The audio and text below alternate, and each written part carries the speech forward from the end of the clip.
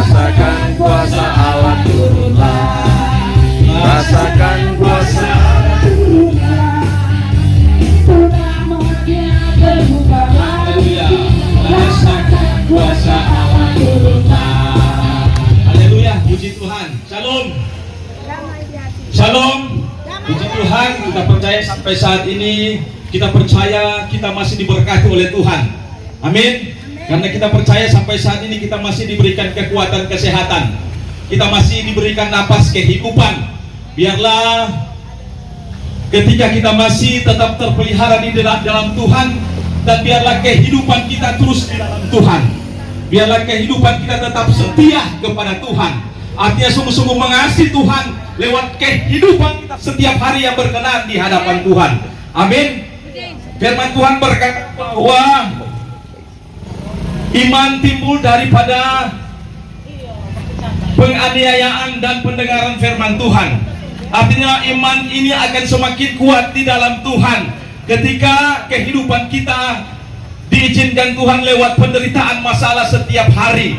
Karena lewat penderitaan masalah yang kita alami setiap hari akan membuat kehidupan kita semakin kuat di dalam Tuhan. Amin.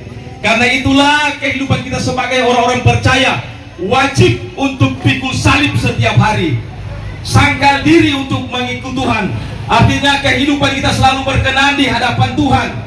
Ke dalam Kisah Para Rasul 14 ayat 22 berkata bahwa untuk masuk ke dalam kerajaan Tuhan harus banyak mengalami sengsara, harus banyak mengalami segala pergumulan, badai, tantangan kehidupan di dalam kehidupan kita. Tujuannya agar senantiasa kita semakin dekat melekat kepada Tuhan.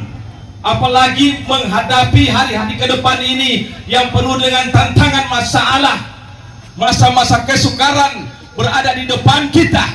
Tetapi kita yakin dan percaya ketika kita selalu di dalam Tuhan, selalu mengucap syukur apa yang Tuhan izinkan di dalam kehidupan kita, kehidupan kita akan senantiasa diberkati Tuhan. Dan yang kedua, iman itu timbul semakin kuat ketika kita mendengarkan kebenaran firman Tuhan.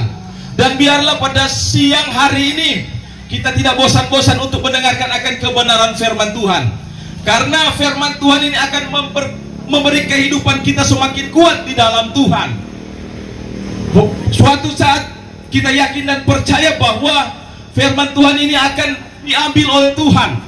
Biarpun kita pergi ke utara, ke selatan, ke seluruh penjuru bumi, ketika sudah tiba pada saatnya firman Tuhan akan diambil oleh Tuhan. Orang mau cari kemana saja tidak akan mendapatkan firman ini. Untuk itu pada saat ini, kesempatan ini, biarlah kita tidak bosan-bosan untuk mendengarkan akan firman Tuhan. Karena melalui firman Tuhan ini akan memberi kekuatan di dalam kehidupan kita, melewati setiap badai, tantangan, ujian di dalam kehidupan kita. Firman ini akan menjaga kehidupan kita. Firman ini akan terus memelihara kehidupan kita dari hari ke hari. Amin. Puji Tuhan. Pada saat ini firman Tuhan yang saya ambil di dalam Yohanes 21 ayat 15, 16 dan 17, 3 ayat. Saya akan membacakan untuk kita semua. Firman Tuhan berkata, sesudah sarapan Yesus berkata kepada Simon Petrus, Simon anak Yohanes, apakah engkau mengasihi aku lebih daripada mereka ini? Jawab Petrus kepadanya, benar Tuhan, engkau tahu bahwa aku mengasihi engkau. Kata Yesus kepadanya, gembalakanlah domba-dombaku. Kata Yesus pula kepadanya untuk kedua kalinya, Simon anak Yohanes, apakah engkau mengasihi aku? Jawab Petrus kepadanya, benar Tuhan, engkau tahu bahwa aku mengasihi engkau. Kata Yesus kepadanya, gembalakanlah domba-dombaku. Ayat yang ke-17 berkata, kata Yesus kepadanya untuk ketiga kalinya, Simon anak Yohanes, apakah engkau mengasihi aku? Maka sedih hati Petrus karena Yesus berkata untuk ketiga kalinya, apakah engkau mengasihi aku? Dan ia berkata kepadanya, Tuhan, engkau tahu segala sesuatu, engkau tahu bahwa aku mengasihi engkau. Kata Yesus kepadanya, gembalakanlah domba-dombaku. Jadi ini perkataan Yesus kepada Petrus. Yesus berkata, apa mengasihi aku. Petrus sampai 3 kali Tuhan berkata kepada Petrus, apakah engkau mengasihi aku? Padahal kalau kita melihat Petrus ini sangat dikasihi Tuhan. Pertanyaan ini timbul kepada kita semua juga. Apakah kita mengasihi Tuhan? Apakah Pak Ronald mengasihi Tuhan? Ya? Apakah Pendeta Alfi mengasihi Tuhan?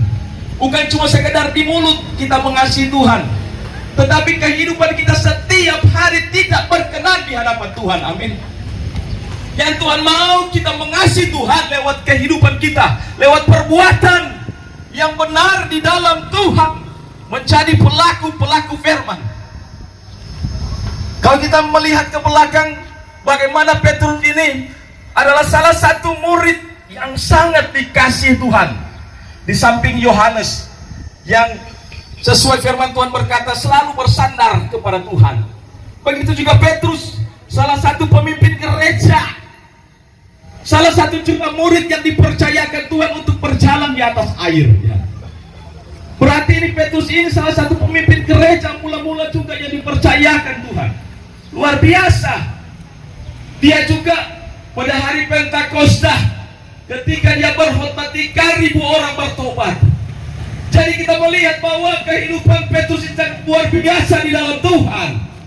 Tetapi kenapa Tuhan berkata sampai 3 kali, apakah engkau mengasihi aku, Petrus? Sampai 3 kali. Jadi kata Yesus kepada Petrus, apakah engkau mengasihi aku? Mengasihi artinya yang dimaksud Tuhan, mengasihi dengan kasih agape. Amin. Kasih agape dalam bahasa Yunani yaitu agapao, yaitu kasih yang tulus murni, kasih Allah, kasih Bapa di sorga bagi semua umat manusia, dengan merelakan anaknya satu-satunya Yesus Kristus untuk mati di kayu salib. Darahnya tercurah untuk setiap umat manusia yang berdosa. Kasih yang tulus, kasih yang murni, kasih yang tanpa syarat. Walau di tengah-tengah tekanan, di tengah-tengah masalah ujian, ya, dia tetap mengasihi Tuhan. Ini yang Tuhan mau bagi Petrus. Biarlah Petrus memiliki kasih yang agape, kasih yang tanpa syarat, kasih yang murni, tulus. Walaupun di tengah badai, di tengah tekanan apapun, dia harus mengasihi Tuhan. Bukan seperti kasih yang Petrus katakan, aku mengasihi engkau Yesus, aku mengasihi engkau Tuhan. Tetapi yang keluar dari mulut Petrus adalah kasih Philea. Ya, kasih Philea dalam bahasa Yunani phileo, artinya kasih seorang sahabat, kasih yang ada syaratnya. Kasih hanya oleh karena engkau mengasihi aku mengasihi kau. Ketika ada tekanan badai apapun di dalam kehidupan, dia lari meninggalkan Tuhan. Ketika ada badai masalah apapun, dia meninggalkan Tuhan. Ini kasih yang terdapat pada Petrus sebelum dia bertobat. Dan Tuhan bilang, tinggalkan semuanya itu di dalam kehidupan kita sebagai orang percaya, sebagai anak-anak Tuhan. Terkadang kita memiliki kasih Philea. Ketika diperhadapkan dengan tantangan persoalan masalah, ya, apalagi tengah-tengah pelayanan kita menjauh daripada Tuhan, kita lari, kita meninggalkan Tuhan, karena kita hanya memiliki kasih yang memiliki syarat. Ya, di tengah-tengah aman-aman, kondisi yang baik, ya, kita mengasihi.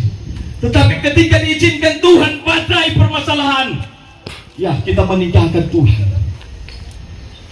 Biarlah kita semua anak-anak Tuhan, biarlah kita memiliki kasih yang sempurna, kasih agape, agapao, kasih tanpa syarat di dalam kehidupan kita. Walaupun di tengah tekanan, kondisi apapun yang Tuhan izinkan, di tengah-tengah keluarga, di tengah-tengah pelayanan, di tengah-tengah masyarakat pekerjaan kita, ya, sekali-sekali kita jangan tinggalkan Yesus. Amin. Kita tetap mengasihi Dia dengan kehidupan kita yang berkenan di hadapan Tuhan. Puji Tuhan, amin. Ini yang Tuhan mau di dalam kehidupan kita hari-hari ini. Banyak hamba-hamba Tuhan yang memiliki kasih Philea, tidak sungguh-sungguh mengasihi Tuhan. Karena mengikut Tuhan harus sangkal diri dan pikul salib. Itu yang Tuhan mau, agar senantiasa kehidupan kita semakin kuat. Walaupun Tuhan izinkan masa-masa kesukaran, kita tetap terpelihara di dalam Tuhan. Amin. Yang kedua yang Tuhan mau adalah kasih yang sungguh-sungguh dengan perbuatan kita. Kalau kita baca di dalam Yohanes 14, ya, Yohanes 14 ayat 15 berkata bahwa ketika engkau mengasihi aku, engkau harus melakukan segala perbuatanku, melakukan semua kehendakku. Artinya mengasihi Tuhan lewat kehidupan kita yang berkenan di hadapan Tuhan. Bukan cuma dengan mulut kita mengasihi Tuhan, seperti Petrus tadi, ya. Kalau kita baca dalam Matius 26 ayat 69 sampai 75, bagaimana Petrus dikatakan Tuhan memiliki kasih yang hanya Pilea, kasih seorang sahabatnya. Karena apa? Karena sampai ketiga kalinya Petrus ditanya oleh seorang ibu ketika Tuhan saat itu sementara diadili, ya, dia menyangka Tuhan Yesus, dia tidak mengenal Tuhan Yesus. Dia tidak mengenal Tuhan Yesus, walaupun dia selalu bersama-sama dengan Tuhan. Sampai di pengadilan pun dia mengingkiri semuanya itu. Akhirnya dia menyadari bahwa perkataan Tuhan Yesus benar. Dia akan menyangkal Tuhan sampai 3 kali. Di dalam kehidupan kita juga, agar senantiasa kehidupan kita senantiasa selalu memiliki kasih yang sempurna di dalam Tuhan. Kasih yang kedua adalah ketika kita mengasihi Tuhan lewat perbuatan-perbuatan kita yang berkenan di hadapan Tuhan. Kalau kita melihat bahwa inti daripada iman kekristenan adalah mengasihi Tuhan. Amin. Mengasihi Tuhan dengan perbuatan. Kita percaya kepada Tuhan tetapi kita tidak ada perbuatan di dalamnya. Dosa jalan terus, itu percuma. Iman tanpa perbuatan adalah mati sia-sia. Iman adalah dasar dari segala sesuatu. Ibrani 11 ayat 1. Tetapi iman tanpa perbuatan adalah mati. Iman tanpa perbuatan adalah mati. Kita percaya kepada Tuhan, tetapi kehidupan kita tidak berkenan di hadapan Tuhan, semuanya adalah sia-sia. Matius 7 ayat 21 berkata, bukan yang berseru Tuhan, Tuhan akan masuk ke dalam kerajaan surga, tetapi yang melakukan kehendak Bapakku di surga, yang menjadi pelaku-pelaku firman. Bukan yang berseru Tuhan, bukan yang mengenal nama Tuhan, tetapi yang melakukan kehendak Bapakku di surga. Amin. Menjadi pelaku-pelaku firman, memiliki kasih AKP, kasih tanpa syarat. Walaupun di tengah-tengah tekanan, masalah pergumulan, dia tetap mengasihi Tuhan. Dan mengasihi Tuhan lewat kehidupannya setiap hari yang berkenan di hadapan Tuhan, sesuai dengan perbuatan-perbuatan yang berkenan. Tuhan bilang buang semuanya kedagingan-kedagingan yang menjadi penghalang keselamatan kehidupan kita. Apa itu kedagingan-kedagingan? Yang dijelaskan dalam Galatia 5 ayat 19, 1 Korintus 6 ayat 9, percabulan seks bebas, kemabukan pesta pora, perdukunan, pencurian, pembunuhan, pikiran jahat, pikiran kotor, semua kesombongan, iri hati, kedengkian, akar kepahitan. Buang semuanya itu dalam kehidupan kita, karena tidak ada bagian di dalam kerajaan surga. Amin. Inilah firman Tuhan pada siang hari mengajak kepada kita semua, teristimewa kita yang ada di kompleks terminal Karumbasan ini, agar senantiasa kehidupan kita biarlah menjadi seperti Petrus yang sudah bertobat. Dia berkhotbah, 3.000 orang bertobat, bahkan mereka disalibkan kepala di bawah untuk kemuliaan Tuhan, karena dia mengasihi Tuhan. Biarlah kehidupan kita juga seperti itu. Kita mau memberikan kehidupan kita untuk Tuhan, untuk kemuliaan Tuhan, menjadi berkat bagi kita semua.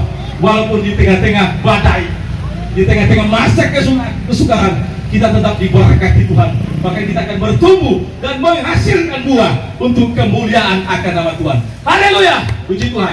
Tuhan Yesus memberkati.